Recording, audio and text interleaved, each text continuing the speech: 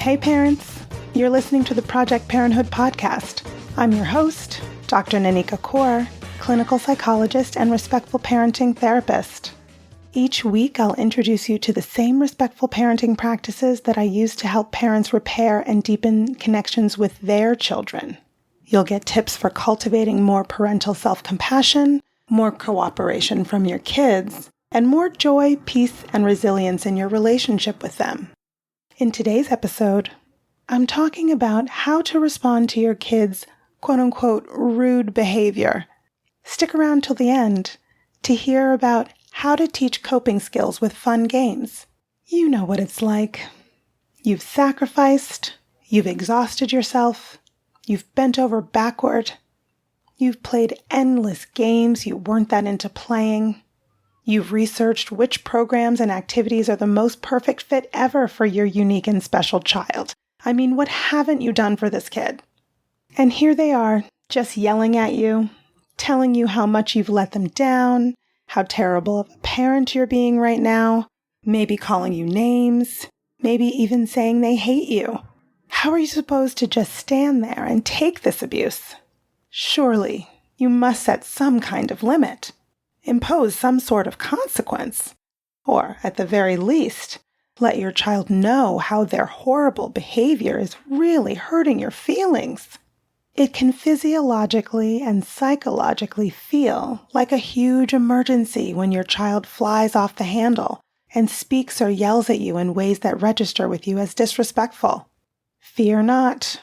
This dramatic display of unrest is just your kid having big feelings. And, as it turns out, setting a limit on words or tone of voice is unenforceable. You can't keep your child from talking or yelling. Even if you could forbid their harsh tirades, you can't forbid the feelings fueling them. You can only control your response to their emotional outbursts. Here are some ways of managing yourself when your child is lashing out verbally, and how you can capitalize on the calm times. First of all, you want to regulate yourself. As always in respectful parenting, your goal is to respond rather than react. Reactions are involuntary. Responses are intentional. The first thing that's going to happen when your child starts hurling unkind words at you is that your body will react. Your breathing may change, your heart and thoughts may race, your hands or jaw may clench, and suddenly you might notice a lot of tension in your body.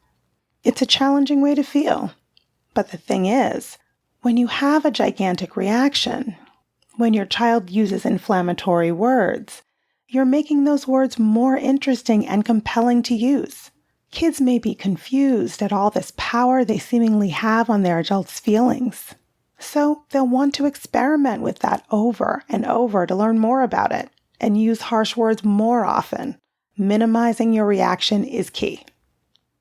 So just pause, say nothing, and just notice your physiological reaction, but don't act from that bodily sensation.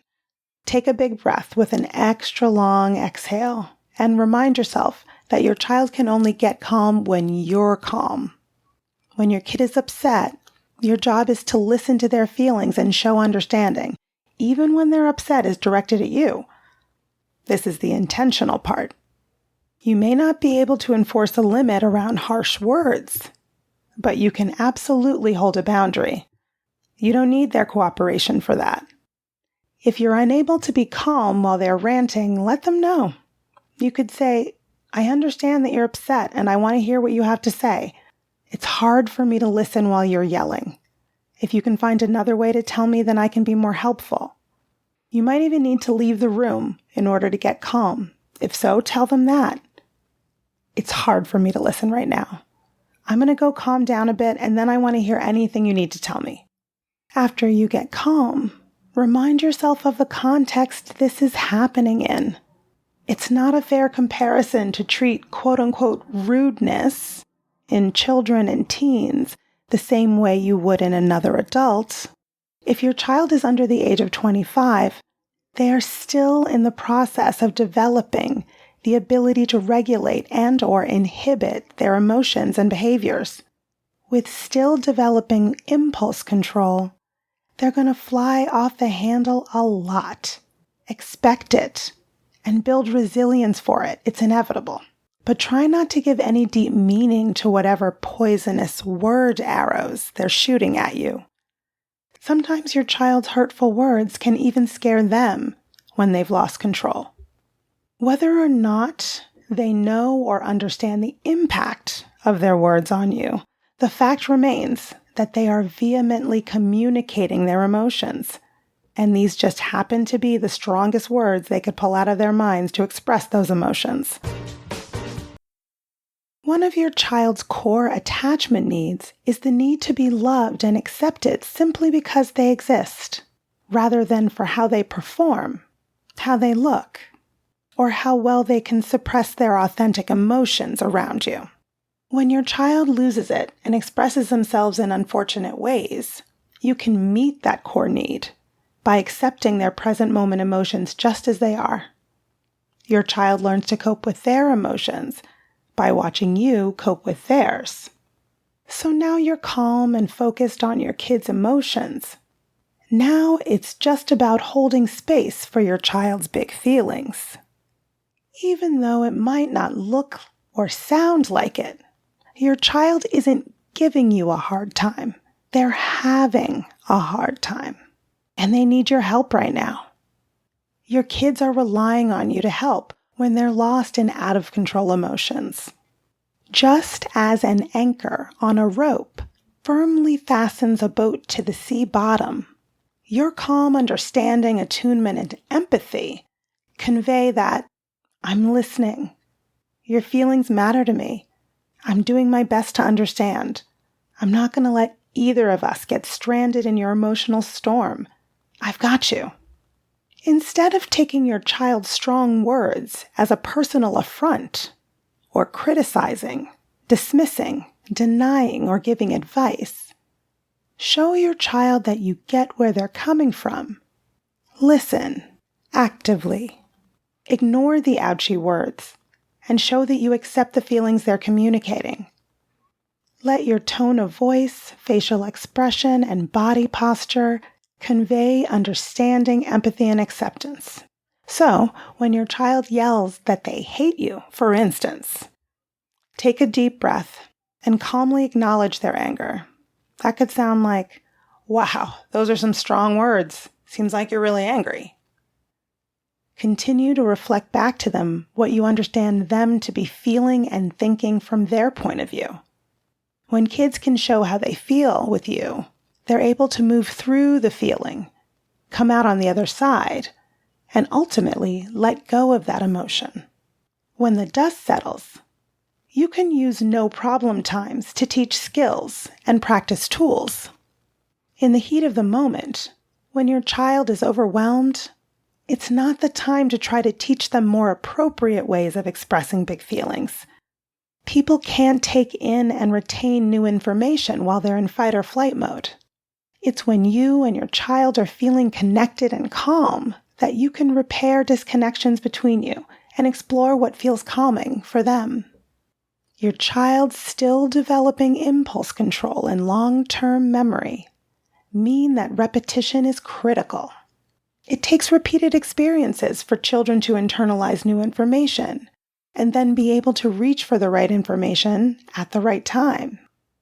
To sharpen your child's impulse control, for instance, you could play Simon Says, Red Light, Green Light, Freeze Tag, or turn on some music and do some vigorous dancing and have your child freeze when you yell, freeze, or turn the music off. All of these activities involve stopping their bodies and controlling their impulses.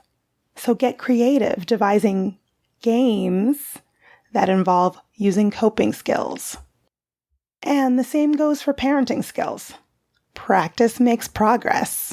So this week, at a time when you and your child are doing something relaxing together, like snuggling or reading or cooking, stop and tell your child exactly what sensations you notice in your body, and see if they can tell you what sensations they notice in their body.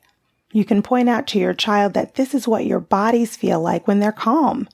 Now your child has a body-based indicator that can let them know that this is the place they're trying to get back to when their emotions seem really, really big. Help them identify 3 things that could be potentially helpful in the heat of the moment. More or less stimulation? Do they prefer you to stay close to them or far away, like outside of the room?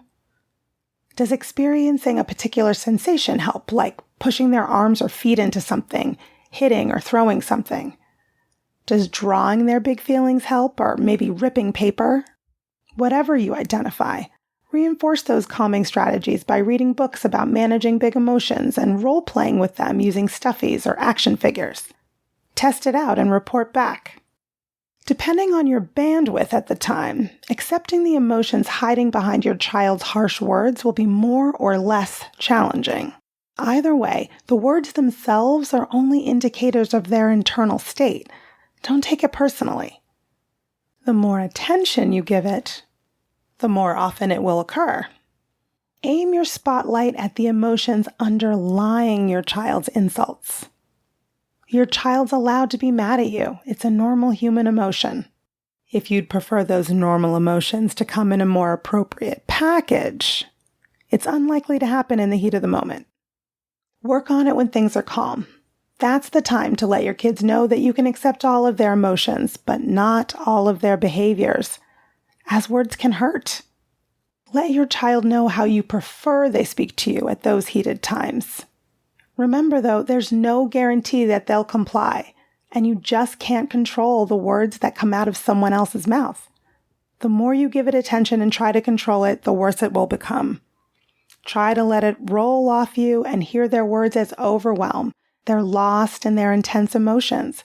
It's not personal. Respond to the pain. Accept their feelings and meet them where they are by showing empathy and understanding. I hope that's helpful. You can learn more about my work with parents at www.brooklynparenttherapy.com and on Instagram at BKParents.